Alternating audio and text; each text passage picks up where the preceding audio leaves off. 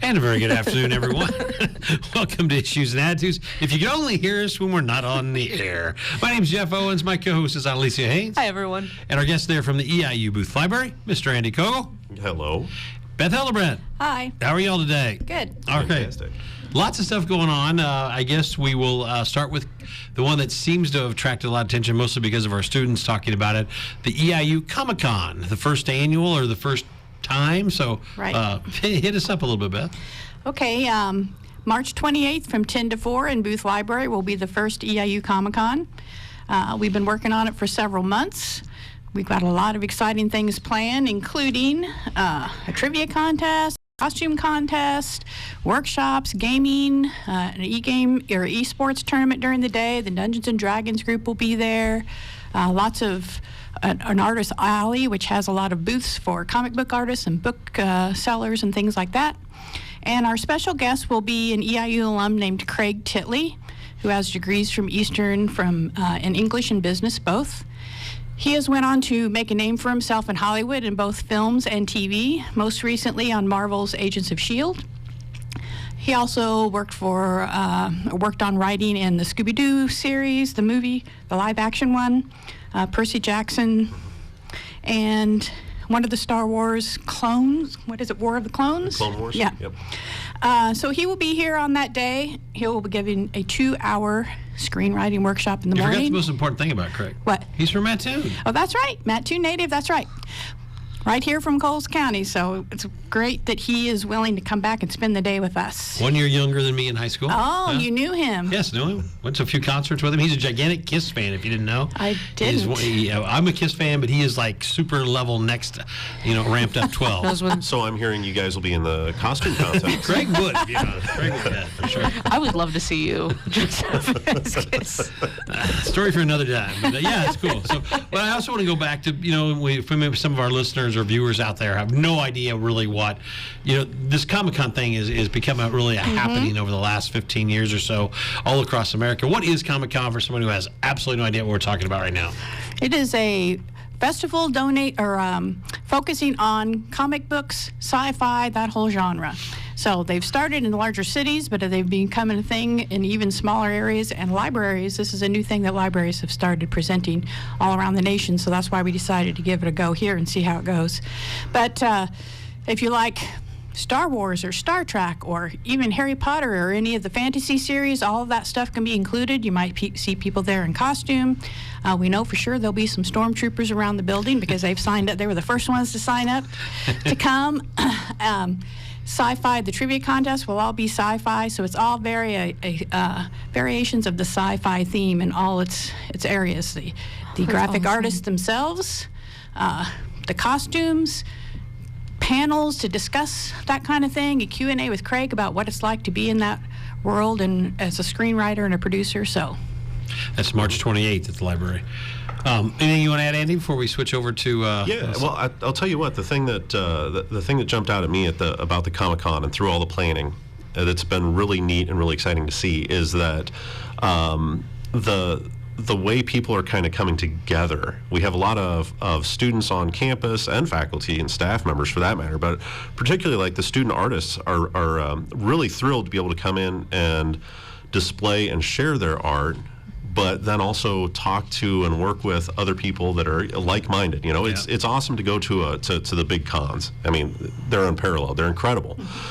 But there's people there from all over the place. Here, we're a little bit more, geographically centered here and pulling on an audience a little bit closer. So you're going to be talking to your friends, your neighbors, and people close to you. So it's kind of a local flavor to the whole thing that's going to be really neat. And it's exciting to hear the enthusiasm everybody has for it and what they're bringing. So now, Lisa, you said you were excited from a student point of view. So what makes you excited about Comic-Con? Is it the fact that it's here? You don't have to travel, or? Well, I was just going to ask the question before you brought it up. I think it's great that students have this type of outlet because this is something that a lot of people dream about being a part of. A lot of people want to be a part of a huge Comic-Con because there is a fan base there. It draws a lot of different people from different backgrounds, from different interests and tastes in whatever it may be. But I think like I said, I'm more excited about the fact that students get Booth has always been great about students displaying students' work, but this is just another example for them just to get a feel,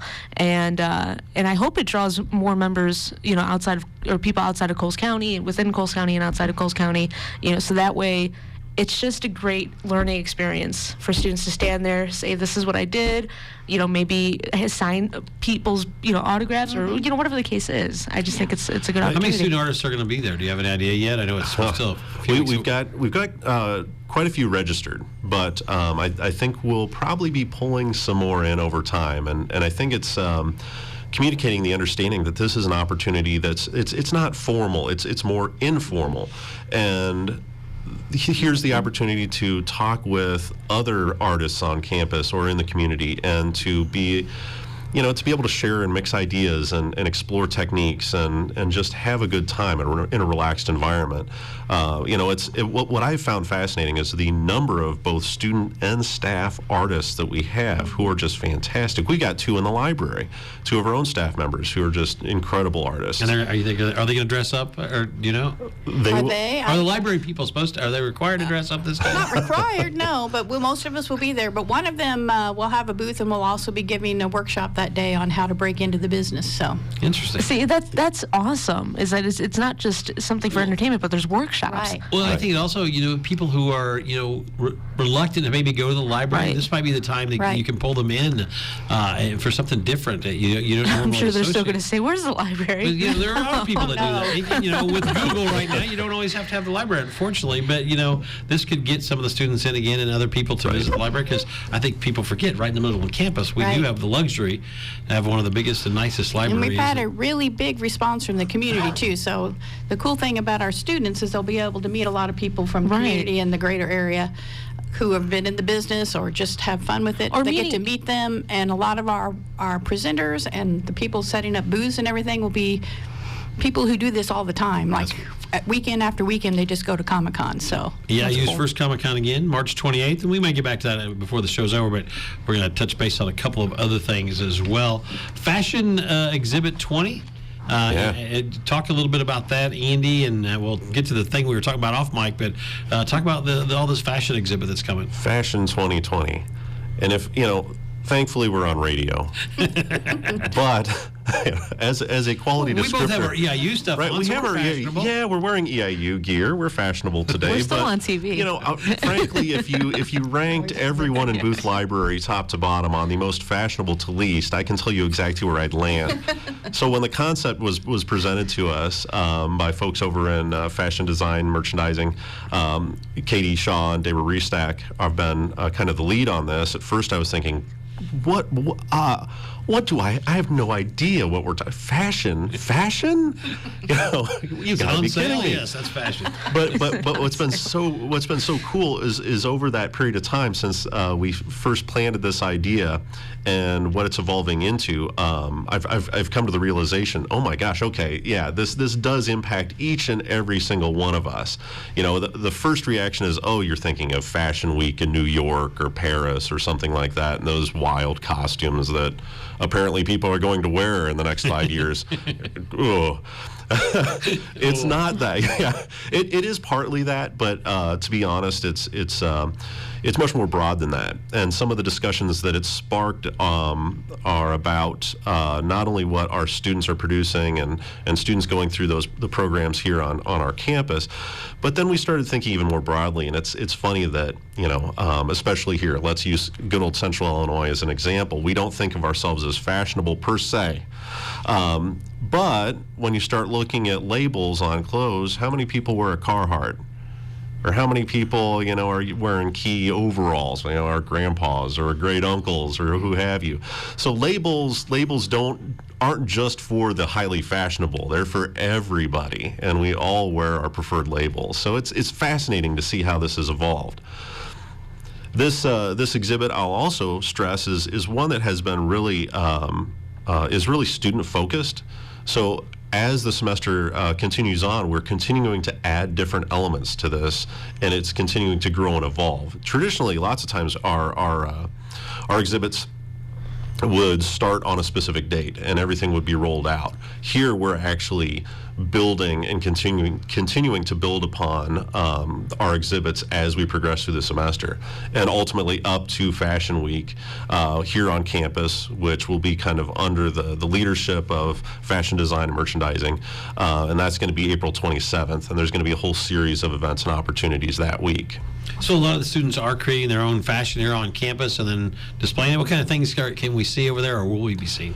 So currently we have, and this is you're talking to Andy Cougill here, so I have no clue how clothes are actually produced or designed or anything, but it's thread I'm and learning. sewing, but Right. Well, what's really cool is in our North Lobby right now we have a collection from Katie Shaw's students where they're doing design work and they're doing patterns, and they have these really cool, very small scale sized dress forms that they have begun patterning on, and you can see the progress of a clothing design from a student's visualization, their concept in their head, to the modeling of it. And that's the stage we're at right now. But then ultimately, we hope to have some of these actual student-produced pieces of clothing on display. So you have the whole kind of spectrum right there. It's really neat. That is cool. And that one is open now, and it'll go all the way through basically the end of the semester in terms of because school ends about the beginning of the May, right? Correct. Yep. Right. Other things that are going to happen during Fashion Week, or I guess the thing that we were talking about off mic that's interesting is that you found out a really unbelievable stat about clothing. Share that with our listeners and viewers, and let's talk about that. Yeah, actually, in our south lobby, the south entrance of the library, we have a small case there, and that case is dedicated to textiles and sustainability, textile waste, and it's frankly incredible. It's astounding and pretty disappointing to see what we generate that goes into the landfill. One of the stats that was provided to us is that the average American produces 82 pounds of textile waste every year. 82 pounds.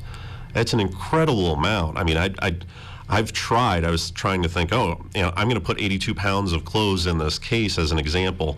It's pretty full, and it's not 82 pounds. So, it's remarkable what we throw away. And when you say textiles, would that count shoes? Would that add to the weight? Okay. You bet. So I guess there's a little, I can see maybe, but 82 seems unreal, and you just feel terrible for yourself. Mostly, and people call America one of the most wasteful countries on the planet. And when you hear something like this, you can't really disagree. Unfortunately, exactly. And this goes back to a previous conversation that we had about the fact of how difficult is it now to find a tailor or a seamstress. Yep. We don't repair clothes. We throw clothes away. We don't create clothes to be repaired. There's less dry cleaners around too, even today. Exactly. Right. You bet. So it's kind of that links to, again, that idea of a disposable society. Yeah, I mean, music became disposable. Remember, you burned a CD when it was done. You threw it away. Whoever would have thought that all the things that we like that are disposable. So it's unbelievable. So we're about halfway through. We're talking with the EIU Library Day, Booth Library. Beth and Andy are here. I know that the Fashion Week and ComicCon are what you want to talk about in terms of your big topics, but really lots of stuff going on as we kind of, I don't want to say wrap up this semester, but as we think about this semester. No, it's already April. Spring break is, you might as well. Is next week. Think that it's April. What else is going on at the library that we need to know about? One of our biggest projects for the past few months have been to create a new Center for Student Innovation in the library. If you haven't heard about that yet, first floor, if you're familiar with the library and you're walking across the bridge, way down at the bottom on the east side, there is a desk and a big, what used to be a storage area behind it. We have renovated that, or in the process of renovating that, to make it a Center for Student Innovation. It's very technology based. So far, we've received grants from the university and another grant coming through from the Illinois State Library to buy technology for that space. We already have a couple of 3D printers in there, very large monitors, computers for gaming, the ability to start setting up a green screen to do podcasts and things like that. So all those sorts of things. The idea came to us because there are lots of different majors on campus that use this technology. A lot of times only people in those majors can access that software or that hardware through their department, and those aren't necessarily available to them after hours. So we're hoping the library being a center place on campus that has extended hours beyond class time, making those available for students to come in and play around with in their free time, will be something that they really enjoy, and it's already getting a lot of use and requests for use. In the months ahead, we received another grant from the Charleston Area Charitable Foundation to actually renovate the space. So we'll be working on the electrical, the lighting, the flooring, all that sort of thing to really transform it from what used to be storage to a working lab and an active learning classroom. Newton Key Faculty Development will be bringing in teachers into that space beginning in the fall to teach teachers how to use this technology in the classroom so then they can bring their classes over and use some of that technology. Holy cow, that's amazing. I love to see stuff that's forward thinking, because sometimes campuses do move a little slower than that, but that seems like one of the ways that we're moving forward. And I didn't know that until you said that. You said the email this morning that we want to make sure we touched on the space for student innovation. I didn't know if that was going to be like students setting up micro businesses or it was all technology, so it's pretty incredible. Right. Well, the fascinating part of the CSI that I found is as you speak with a student or a faculty member, regardless of discipline, we start thinking about and just brainstorming, okay, how could technology support your field and what your interests are? And sometimes it takes a couple minutes, but all of a sudden you're onto a track and you're starting to get excited about the possibilities of using virtual reality to do data analysis and to really examine data from multiple dimensions and angles. So it's really fascinating to see the ideas starting to generate and spin out of this. I do want to give credit to a new RSO on campus as of last fall, EIU 5th edition. It's a Dungeons and Dragons RSO focused towards, kids who want to enjoy and experience the Dungeons and Dragons. What I found is their ultimate desire was to be meeting in the library. And it happened to dovetail perfectly with the CSI space, and we started talking, and they are now a kind of if you will, permanent residence down there on Thursday evenings for their sessions, and they've been integrating the technology into their gameplay. It's so cool to see, and these students are bringing the ideas. They're the ones bringing incredible forward-looking progressive ideas in how we can use technology to better campus, to partner with faculty members, to introduce them to technology. I'm learning an unbelievable amount through the students who are coming in and participating in the CSI. And I'm sure you can also use this in EIU student recruitment because it's something that's cutting edge. So talk about that, because I know that's been one of Dr. Glassman's thing is how do we do the things we do, but how do we also get more students to Charleston? Right. One of the reasons we're so excited about where this is located, I mentioned the bridge, because every student group that comes in for tours, whether they've already admitted to EIU or high school students are considering it, they always take a walk through the library and walk through that space. We want them to be able to look down and see this active center for student innovation with all the technology going on and everything. So I think that'll be a really good recruitment tool. For those who haven't had a chance to see it yet and are interested, going back to Comic-Con again, that space will be open all day long during Comic-Con because the esports group will be having a tournament there all day long for Smash Brothers Ultimate. You're graduating too early, Alicia. So you can either What's that? You're graduating too early. There's all kinds of new stuff going on. I know. You'll have to come back and try it out. Unless Eastern's going to pay me, give me a pension, maybe I might. All right, we're talking again with the EIU Booth Library. Other things I know, it's Library Week's coming up in April. Spring book sale and all that kind of stuff's coming up. The edible book sale, the 10th annual, is coming up. That's right. The National Library Week this week is the week of April 20th. We always try to kick it off on Monday with our Edible Book Festival. You can sign up for that now if you haven't been there before. It's a lot of fun. People can use their creativity to create something made out of food that has some sort of a book theme. We've had some really cool entries in years past. So you can come all day long to vote if you don't want to participate, although we certainly hope you will. We typically have 20 to 30, even as many 40 entries every year that you can come in. But all day long, you can stop by the library on the 20th. 9 to 4:30, I think, is when voting ends, and vote for your favorites. And then we have a little award ceremony between 4:30 and 5. But that's a lot of fun. And then on Wednesday of National Library Week, weather permitting, we will have our spring book sale, which is outside. You just jinxed it, you know that, right? Around the never say weather permitting. Clock tower. I know. But let me tell you, we sweat it out. We do this twice a year, once in the fall, once in the spring, and we're always watching the temperatures and the forecast, because obviously we put hundreds or thousands, I would say thousands of books out on tables, and you can't just have that out there if it's going to be damp. So weather permitting, it'll be the Wednesday of National Library Week, which is when it typically is. There you go. Now, I think one of the coolest things you're doing, and I hope a lot of people on campus do this, is the 125 cool things about Eastern and about the library as Eastern celebrates 125 years. So talk about what you are going to do for the 125 cool things. Right. If you haven't heard, 2020 is the 125th year of EIU when it was first established. I think the official date is May, but we're kind of celebrating it all year long. So one of the things the library decided to do to jump on the bandwagon is to brag about ourselves a little bit. 125 cool things about Booth Library. We're presenting those in weekly videos, 5 things a week. So we pick 5 cool things every week and trying to keep the videos like 30 seconds. Well, our show making? Well, they're just 30 seconds. Hope so. We should be a little clip in one of them, I would think. When did Issues and Attitudes start? It really kicked off when I started being the co-host. Unfortunately, it was before you, Annalise. I know you've been a big part of it. That's when it got good, right? Yeah, I just thought I'd throw that in there, see what happened in my 12-year tenure here. You should do a little retro back of Issues and Attitudes, see how far back that goes. So anyway, we've published, I think, 5 videos so far. We'll be doing 25 in all before the end of the year. That's cool. So check for those every Thursday on Booth Library social media.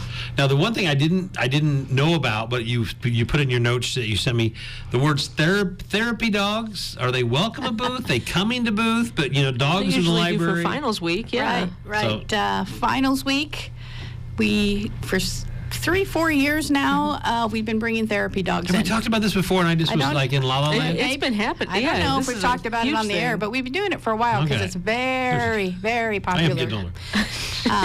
It's a Charleston chapter of Therapy Pets International. Okay. So their dogs are trained for this kind of work. They volunteer their time. We thank them very much for that. They typically come in Mondays and Tuesdays of finals week.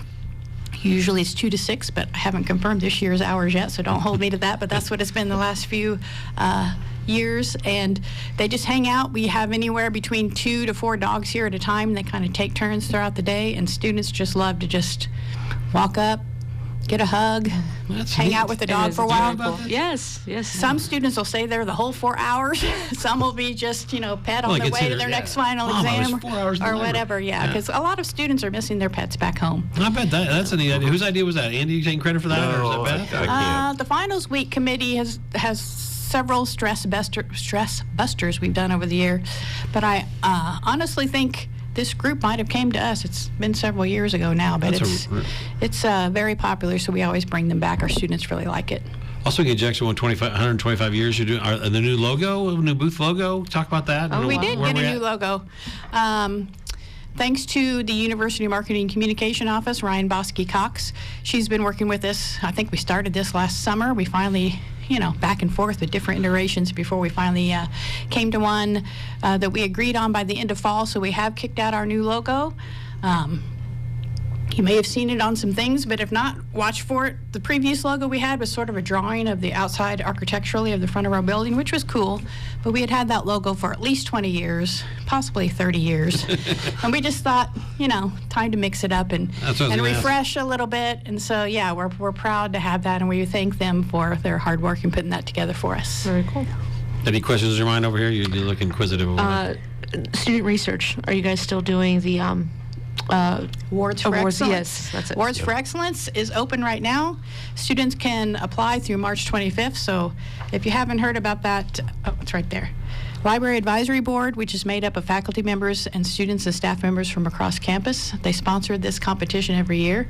Any student who has used Booth Library to support the research, like they wrote a research paper or did a video, or we've had art projects submitted, they can enter, and then mid-April, we will be presenting those awards, cash awards, to both a graduate level and an undergraduate level competition. And I didn't know about this, but Andy, I was reading today, and with midterms coming up, and then obviously finals, students can actually reserve a study area or room, so they know they have time to do their work and projects. Absolutely. Yep. That is completely online now and accessible. One thing that we've realized, and as libraries evolve, we realize how people are using our spaces, and the study rooms that we have on the 4th floor are exceptionally popular and can become kind of congested at times. So we're hoping that the reservation system will allow people to go ahead and schedule in, slot in the times that their group's going to meet, make that reservation, and it's a convenience factor. We're trying to accommodate our patrons as best as possible, and to make their lives as easy as possible. So, hopefully it's something they take advantage of and use, because these are such great spaces. We love having people in the libraries. What better place to be than in the library, says the librarian. But no, yeah, it's amazing, especially if you come here on the weekends. If you go up to the 4th floor and check it out, it is hopping up there. It's packed. So this system should make life a lot easier for folks trying to use a space. That's neat. Couple minutes left. Anything that we have not gotten to that you want to talk about? If I can go back to Comic-Con for just a minute, because I forgot to mention earlier, we actually have 2 events before Saturday the 28th related to Comic-Con. English department on Tuesday and Thursday afternoons in the library from 4 to 5. We'll be presenting something related to that, related to the topic. On Tuesday, we will be having Donna Benz and Robin Murray of the English department presenting diverse storytelling and mythology in Craig Titley screenplays.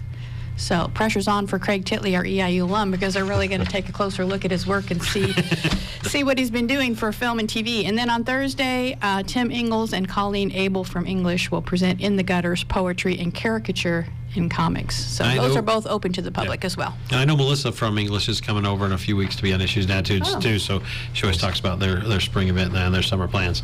One thing I have to ask about, I think we have to, is this coronavirus. Has the library taken precaution to be, for more sanitation? I mean, it seems like that's all people are talking about right now.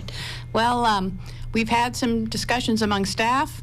We've been getting emails with recommendations from American Library Association, so we'll keep an eye on that. But obviously, we've been making sure we have hand sanitizer available. We've employed our student workers to go around and do a lot more cleaning than we normally do. Yep. Wipe down all the doorknobs and computer screens and computer keyboards. People coming in and out all day long, and close proximity to each other. Yeah, it's definitely something that we should think about. For now, no issues, but yeah, wash your hands, bring some wipes with you, use our hand sanitizer that we have available. Honestly, these are all things we hope people are doing regularly anyway, but especially right now. But having a public space, we're definitely keeping in mind, trying to keep it as germ-free as possible. There you go. All right. We laugh about it, but it's funny, but it's like there's so many of those memes that are going around. It's taken us 4,000 years as a society to hey, you're supposed to wash your hands. Right. You're supposed to shower daily. I think, so I appreciate everything you guys do for East Carolina University and Library. We've been talking today with Andy Cougill and Beth Heldebrandt from the EIU Booth Library. Comic-Con is March 28th. Fashion Week, with Andy and I not being involved, is ongoing until the end of April. Everybody have a great day. Thanks for coming in. Thank you. And check out the Booth Library and their new logo. This is WEIU.